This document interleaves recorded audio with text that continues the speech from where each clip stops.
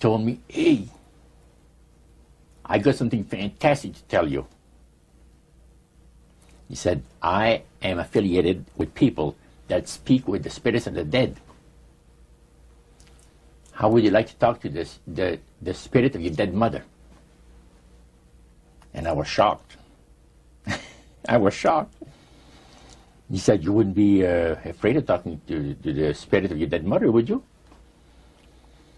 Well, I said, I'll tell you what, I would have to give that some thought, because it's something I never thought about before in my life. At what point did this demon worship start to affect you personally, Roger? Well, it wasn't too long that the priest mentioned to us that the time had arrived for us to start trusting the spirits and give the spirits a chance to work for us. And there was a number of gifts that you could choose from, you see. And I used to play the horses, some.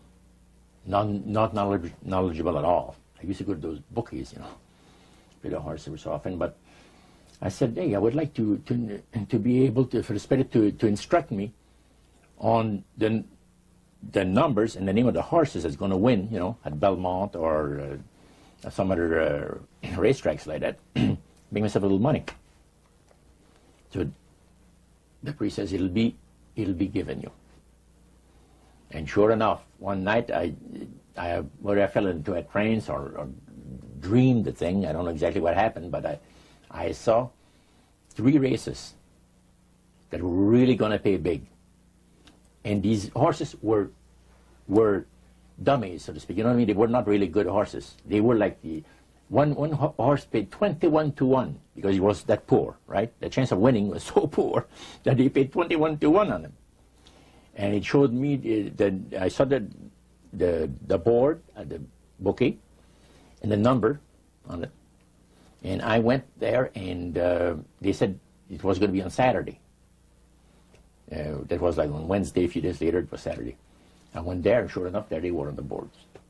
I went to the wicket and handed some money and got myself a winner. Now I said, well, I'm a little crazy. I ought to put more money on there, so I put $20 onto the next horse, and that paid 21 to 1. So you know, I left there with maybe $400 or $500 in my hands, and I started to do that. In this case, I went directly down to the finest men's shop on St. Catherine Street, and bought myself a $200 suit. And in 1946, a $200 suit was... in 1946, people used to work at the RCA Victor, where I had worked before I went to the Navy, for $18 a week. Mm-hmm. And the good earners were $75 to $50 to $75 per week, you know, for labor. So the demon spirits looked on you so favorably, they began to help you win in your gambling. Then I went to other bookies, you see. And one day, I am told of the man at the cage where you do your bet. He says, my boss would like to talk to you. And he said, you go right through that door over there. Oh, sure. So I know the guy says, come on in. The guy's sitting behind the big desk, smoking the big cigar. So he says, you're Roger. I says, yeah. He got up and walked around me. He said, you don't look that smart. I said, what, sir? You don't look that smart. He said that you could pick horses that are winners when they're supposed to be losers. Where do you get your help? What do you mean help? I'm not getting any help. I just happen to go and... Oh, no. We've been watching you here, he says, for a number of weeks. And you always leave here with some of our good money. And I'll tell you, buddy, if you want a list of all the bookies in Montreal, I'll give you a list of them. But he says, I want you out of here. And don't show up again. Because somebody's going to put a... You know what I mean? I said, okay, sir, I won't be back again. So it's a tough business to be in gambling. So even with the spirit's help, it was tough. Yeah. Well, it's stuff is going to shoot you, yes. Yeah. The high priest would say a number of things to you when you were in these praise services, and you went to a number of them over a period of time. Mm-hmm. Talked about the issues of the great conflict. You've already touched on that a little bit. I want you to follow up on that a little bit more, Roger. Some of the things that you wrote in your book, Trip into the Supernatural, sounds a whole lot like what we as Christians today know as the Great Controversy. Mm-hmm. What were some of the things that he told you there? Well, he says that there's a great controversy going on between the force of good and evil, between Christ and Satan.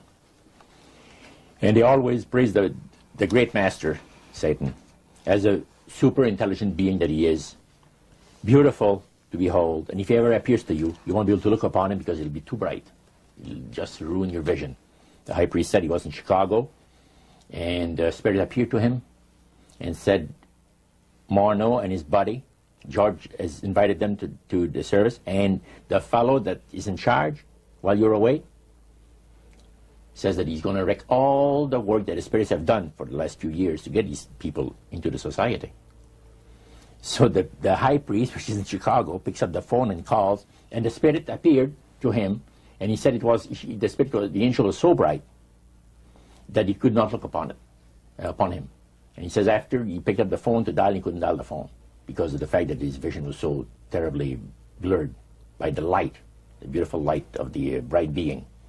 And he asked, dial 0, and the operator came on, and she had to, dial for him. And they talk about many, many things in regards to, who's going to win this conflict. Any discussion about fire and brimstone? Yes. He says, the Bible people, talking about the Christians, they read in the Bible that, we're all going to land in a lake of fire and this and that. So that's baloney. He says the conflict is going to end peacefully. Christ is going to realize that he might as well abdicate the rights of this planet, take his few people along with him to his planet in the center of the galaxies, and we will be left with a master who will resurrect all his people that will be as numerous as the sand of the sea. See? And the master will rule forever and ever and ever. A happy people. And he named some of the people that's going to be there. I don't want to mention the names because they're known to history. Yeah. So that was quite impressive.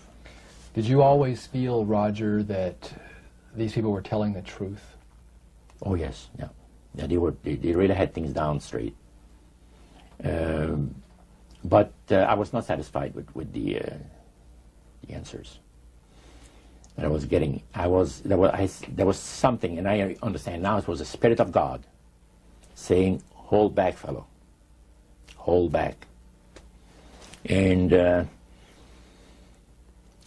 the priest had talked about us thinking seriously about being initiated into their cult. Right. So they let you come to sort of take a look-see, but you can't go back for several months. Oh, yeah. It's not a matter of whether you're going to be initiated or not. It's when. Okay. You see? So they begin to press you for a commitment.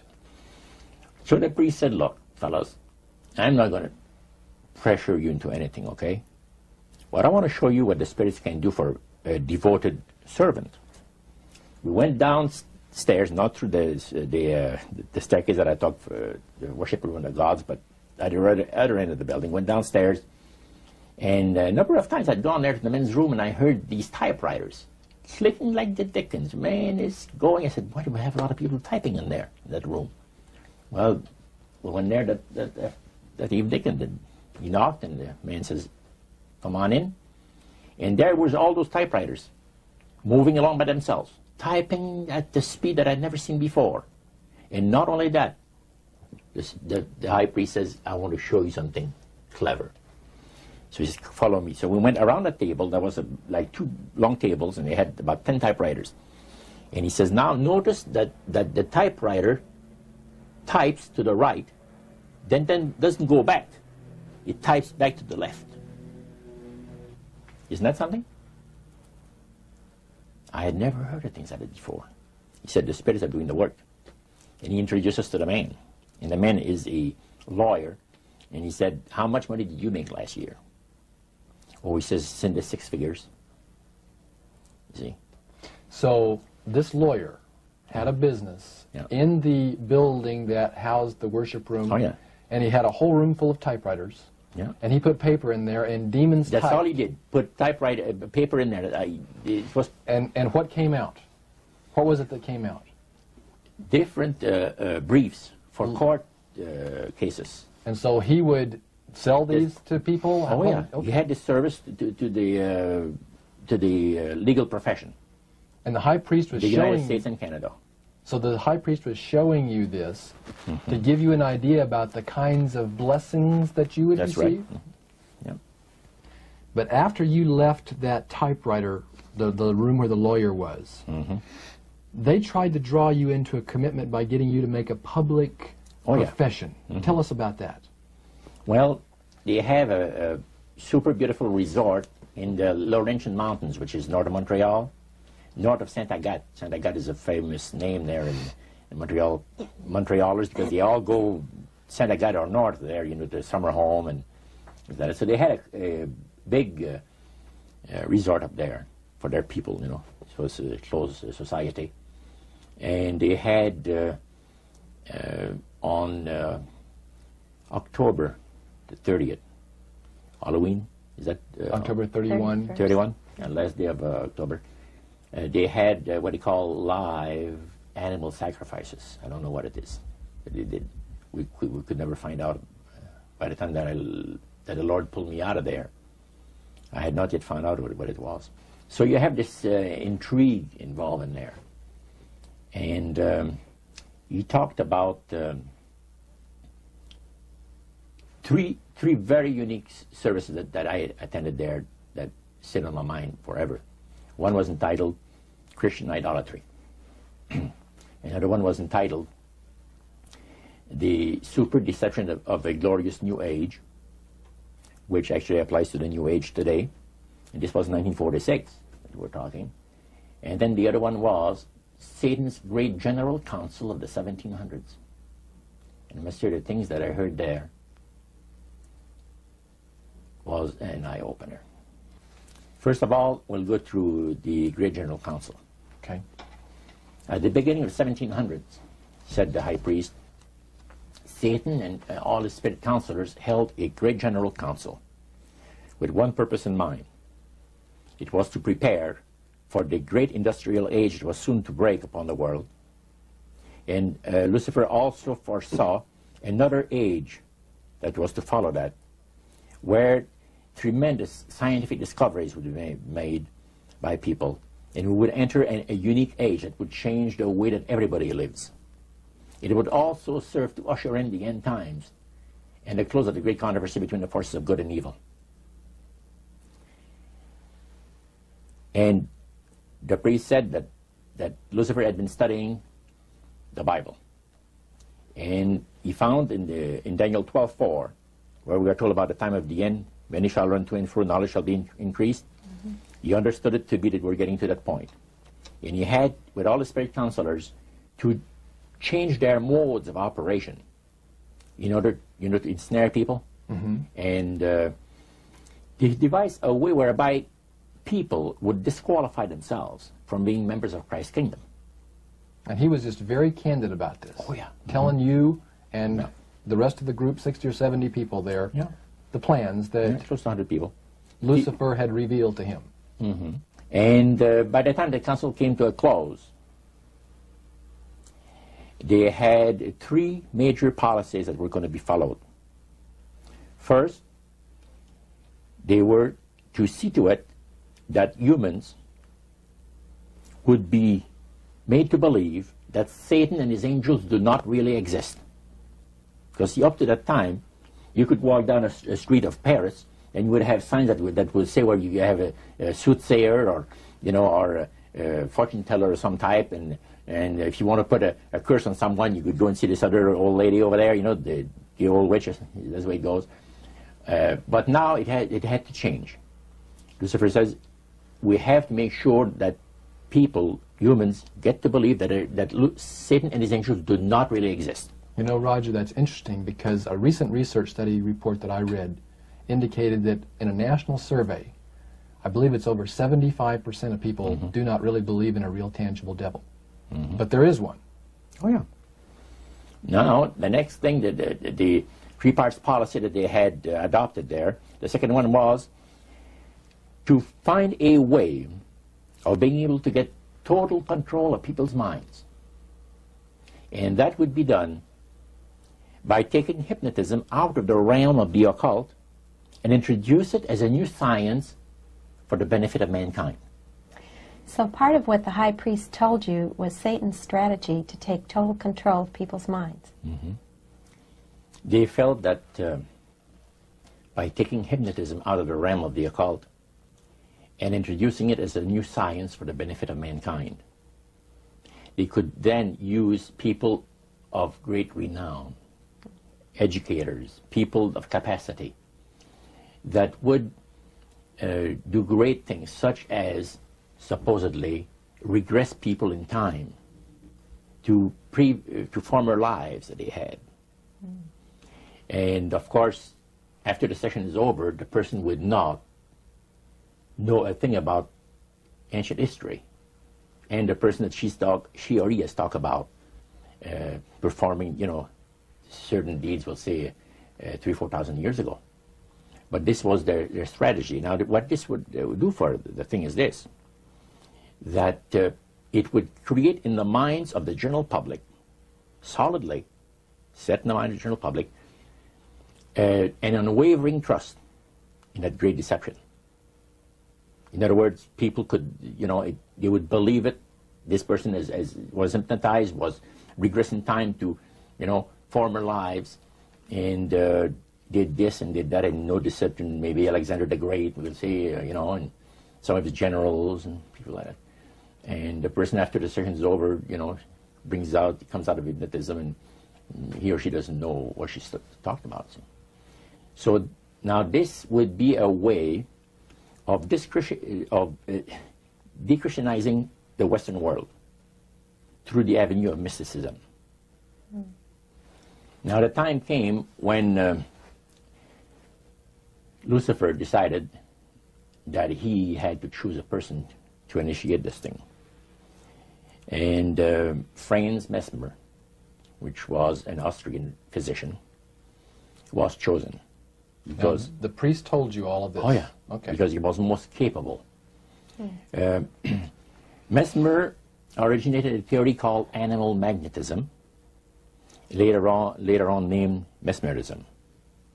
Mesmer was led by the spirits to believe, and this is what the priest said, was led by the spirits to believe that certain persons have a magnetic influence within themselves, so to speak, that would cause them to have great power over other persons, even to the point of placing them into a trance. And at that time, that was readily accepted by people in general, at the time that Mesmer lived. So people realized, you know, some people got a capacity to put you into a trance. That's the way. Now, by the time that he died, in 1815, a lot of the physicians in Europe were using hypnotism as a means of anesthesia. Now, hypnotism is the same as mesmerism? That's right. Okay. So mesmerism that's been developed to a higher degree of refinement. And the priest went on saying that the plan of Satan to deceive the human family this way, he says, is the most intriguing thing to his mind. And he went on saying how it was going to be brought about. He said that a fellow by the name of Darwin and another fellow by the name of Thomas Henry Huxley would be used by the spirits because in their childhood they had been hypnotized by medical doctors. And they figured that they would be real good subjects to lead the people into this belief that they had, that Satan wanted to bring into people's lives. Now, what were those 3 points again, Roger? The 3 things were, number 1, that they did not want Satan did not want the human family to think that he or his angels existed. Right. The second point that you made had to do with taking control of people's minds. That's right. The third point was what? Was to destroy the Bible without burning it. Okay. See? And what was his strategy on that? On that, it was very interesting. Because after the Great General Council, it was decided that Satan would tutor Charles Darwin personally in setting up the principles of his theories of evolution. He was tutored by Lucifer himself, the fallen Lucifer.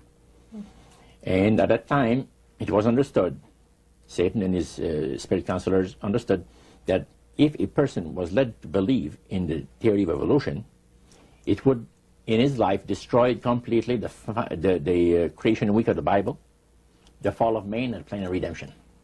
It would do away with it. In one fell swoop. Yeah. Now, he made a unique statement.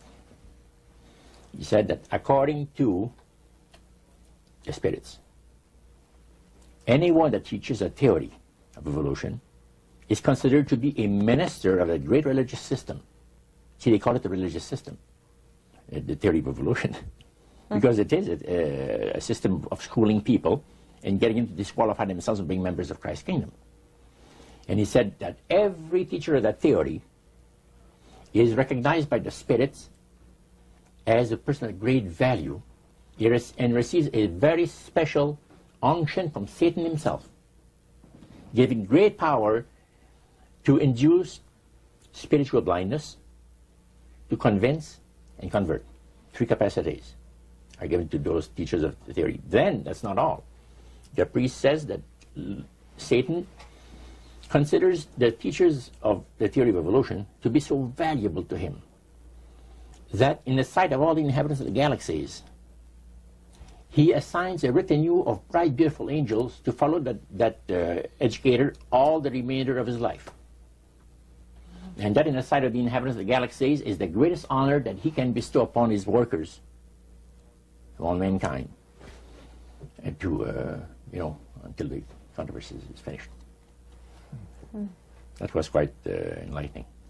Now, the high priest was talking just sort of like a preacher would talk up front. Was he enthusiastic? Did he have did he seem like he had bought into this and was excited about it? Oh yeah, he believed it 100%, no question about it, everything. Why would he be so excited about spirits trying to deceive human beings? Because obviously out of this council of the 1700s, deception was a major part of the strategy. Why? Well, he says it's deception. It's like politics. You believe in one candidate, the other person believes in the other candidate, and they're fighting to get the position, and it's just a matter of who's going to be the smartest. And with Lucifer, the fallen cherubim, he's very smart. He's going to win, and Christ's going to abdicate the rights of the planet. He's going to resurrect his people, have established his kingdom that lasts for ever and ever. God won't be able to destroy him because it would be against God's, the Creator's nature to destroy Lucifer in the fire. Beside that, he said, spirits now, even spirits, have the capacity now to outlive fire. He says, you don't believe it, go to India or some of those countries where they have firewalkers. And it's done by the power of the even spirits. These people are energized by even spirits, so they can walk on those hot coals without burning themselves. And this is what the high priest said. And he says, if they want to use fire, they can use it. It's not going to burn anybody. So that's the way they believe. So this high priest was almost talking to your group in an evangelistic fervor. Oh yeah, because he figures that he's going to be one of the higher ups in the great kingdom. Okay. Now, of the group that was there that night, 60, 70 people, I think you've mentioned before. Yeah, it varied. How many of those were people who were hardcore members, and how many of them were new inductees? Well, we were the only two youngsters there, so to speak. You and your friend. And how old were you at that time, Roger? I was about 20. 20 years old. Mm-hmm. Yeah, 20 years old. Did you have a feeling of awe over the fact that you had been chosen? Yes, in a way. And then I got thinking about this. When am I going to have to pay the price? The cost. My parents had brought me up like this. If you get involved with evil, you're going to reap what you sowed. So you want to be upright in life. And if you associate with evildoers, they'll probably land you in jail or somewhere else that you wouldn't want to be. So there's always a price to be paid. So you had that little something maybe instilled by your mother and father a long time ago that kept you from making that full commitment. Now, one of the things that really amazed me and shocked me and made me sick at heart is when the priests talk about Christian idolatry. What is Christian idolatry? The priest mentioned that word. Yeah. Tell us what he said, Roger.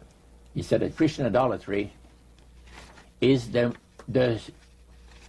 most grandiose or great deception that has ever been brought upon the human family, upon mankind. And he says, and he boasted, that demon spirits are continually defiling Christian churches through the avenue of necromancy by using a form of spirit worship that involves hundreds of millions of Christians into idolatry without their being aware of it. Now, what is necromancy? Describe or define necromancy for me. Their belief, popular belief of necromancy, is to conjure the spirits of the dead.